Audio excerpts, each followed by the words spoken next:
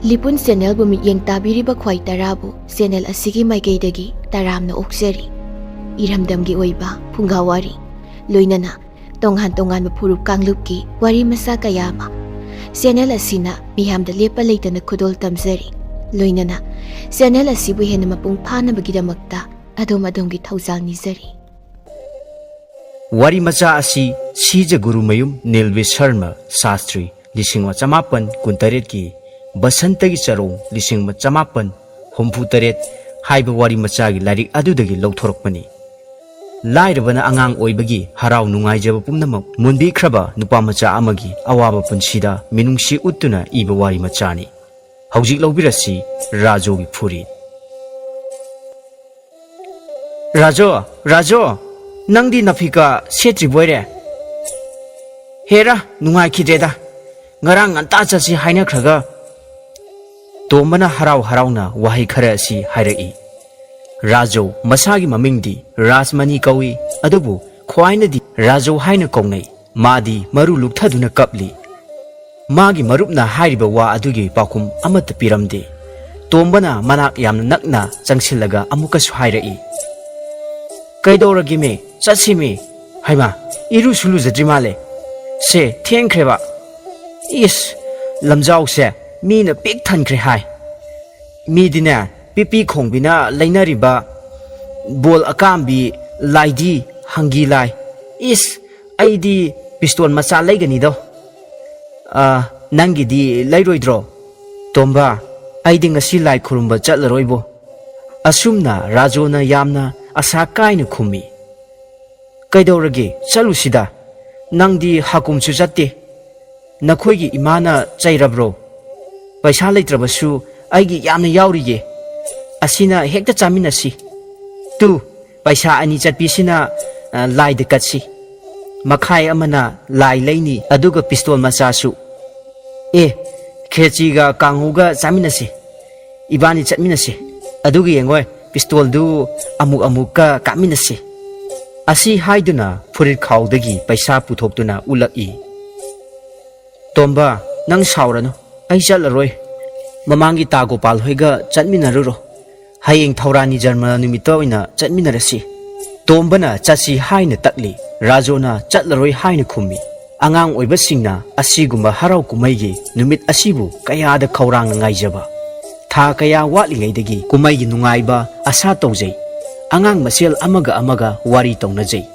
Krishna Jarma Thaurani Jarma Yausang Kang Yausanggi naka thengba Kangi khesri makhoine khali asuk nungaiba kumaising asi karigi yamna toina laktribano karigi damak numit khudingi yausang oidribano ngasi Krishna Jarma numit ni angang leisabi pakhang pumnamak khaurang na ngaijabani Rajogi su khaurang na ngaijaba Krishna Jarma ngasi lakli hakumgi Krishna Jarma da mana pamjaba lai amatang leijegi tobada paisa sudaduna leiba ngamkhide Nongmai marai ragi haina chahi chuppa asi ngairakpani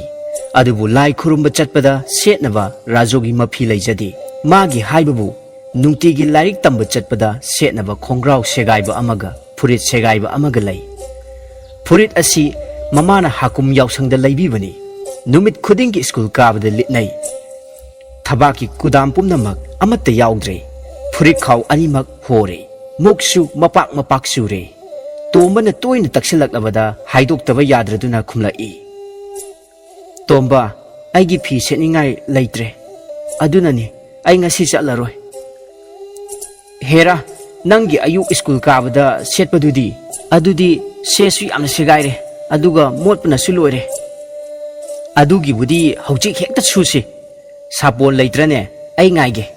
suba loiraga phungada mai thagalaga phausi maraina kangjani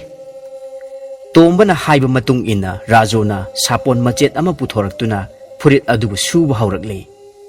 khongrau di kharasu ngauri kangba suwagani haiduna sudre tombana ukhong tenda ngaduna phamladuna ngairi uchinna china suba loraduna kanghannaba wakhal tongnarakle asum tawna makhoi anigi pukningda Mahabali yaukhre yong laknaduna sanakhre Rajogi mama lukhrabina chak thongnaba lafu chana mapul ama thamjarami Madu mai thadokuna furit phauba haurakle लफु चनाम की तांगोइना फुरित अदु हानदी खरा हेना मोसिनख्रे ममई थंगदा खरा खरा कंगलकपा अदुवाइदा मई तंखाई अमा चाकथोख्रे ओंथोकपनी नुंसी हैत्रबा मई नंगना राजोगी कुंबी काले नाइदना थादोक चद्रबा सेगाइरबा फुरित असिबु मुनबीरे राजो हौजी kappa हौरकले कुमई येंगनिंगबगी वाखलदी लाइरदुना ममाना फुरगनी चैरगनी हाइबगी वाखलदा अमुक हेना वाहल्ले फी मई चाकब कनबदा इसिंग पुल अमसु थुगाइरे राजोगी सेगाइरबा yum असी लफु चनामगी तांगोइने फुरित मई चाकपगी तांगोइने इसिंग पुल अमा मईदा हाइजिनबने पुमनमक असिना पुमचाई चाइख्रे येंगबदा कुमई ओइख्रे तोंबसु असा कायरदुना तुमिना हौगतुना चटख्रे माना चटना खल्ली ngасidi राजोबु ममाना सोइदना फुबिरगनी पुमनमक असी मागी खुजिन थौरांगदगिनी खल्लुबदा तोंबगी आंगांग ओइबगी थमोय सोख्रे थुना यांग चटखिदुना महाबली यौख्रे राजो ngaiha kaptuna leire mamana chairagani khanbada maha kappa changkhidre taping na hogalaga chairiba mayam sing adubu tasin khomjin ba horakle thabak loiraba matungda mangonda tuminna phamduna laikre laikai adu angang amata leitre pumnamak mahabali yokre rajo na khalai laikai gi imanaba pumnamak mahabali da leiramgani makhoi pumnamak yong yenglamgani ko sekpi yenglamgani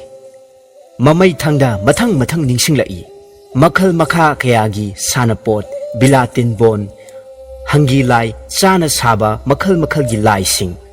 mathanta phamlambadagi mama lakpre yenge haina thongal da thorakle thongan digi sorok yaukhre masamana ipa phai mamai mamit ipom pomi lamjau da angang sangu chatli kayana kakhannarakli kaya amana kumthanarakli kanagi bol akambi kaikhre kanagi lai makhong tatle angang khara mare yena duna lai amana hai yongnaw machadi mamagi managanda koli amana khumlai mamagi mabukta koli khara chawwa angang amana hairai yong amuba lei apikpa amana khummi leite kesu achawwa angang aduna amu hairai nangna khangbra binabon gi yongdi mui haine aikhoi ibokna kaisu brindaban gi wa palakpa aduda apikpa angang adu maithire matagum tumina laikre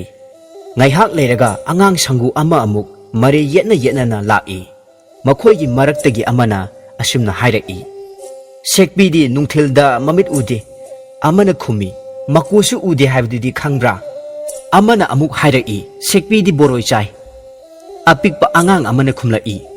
aikhoi gi sumangda hauba pungdon su chai khangbra aduga aikhoi gi laphuda yanba laphui su chai chautak toba angang amana hairai sekbidi ma yamna leine khangbra ipang pangba angang amana hairai madi aikhoi gi phamungda lei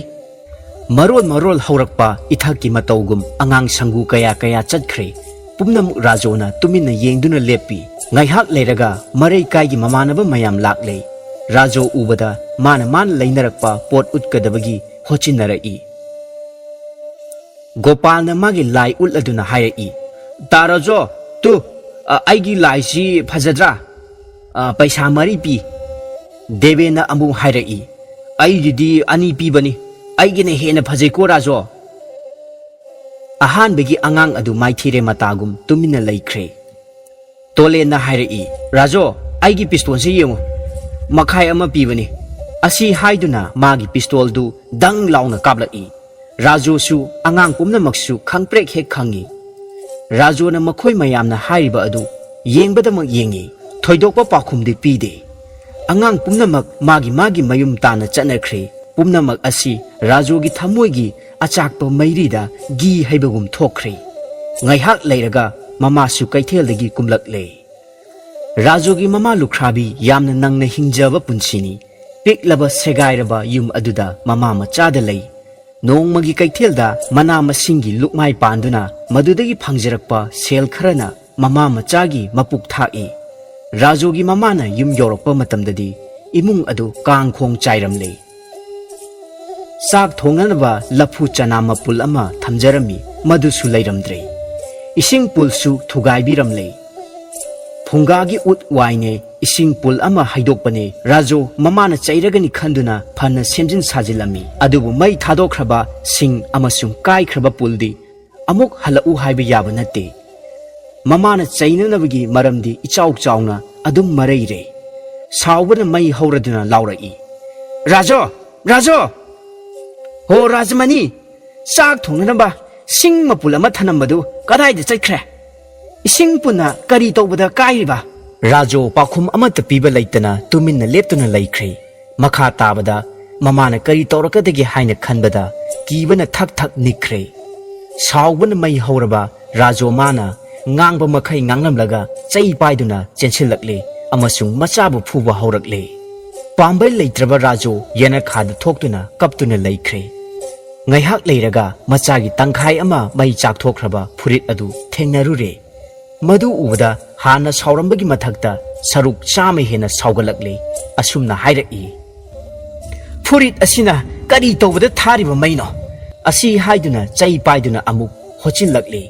handakti rajo tominna laithokpa yaroi dauri mana pakhum pidriba makhai mamana phuga dauri kapna kapna hairaki mina ngarang na phurit laibiyo lai khurumba chachege hairaga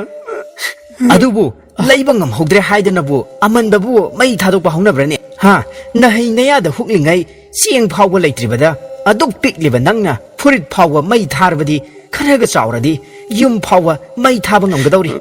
tombaga aiga phurit suraga maida phawbada chakthokraga mina lai khurumba chachege toraga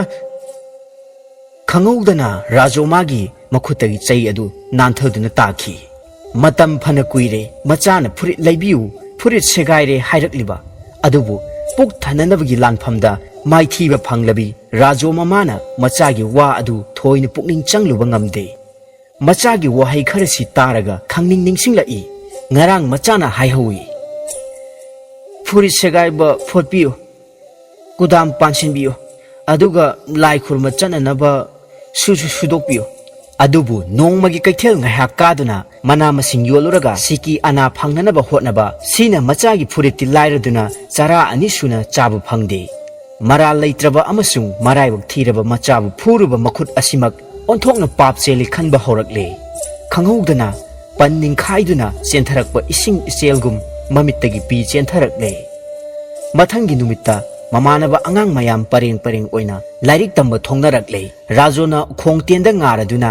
lamben da chatliba angang sing adubu tingak yengduna leire mahangna sumna khalai aigi segairiba phurit adu maina chaklamdrabadi aisu school kagadawani ko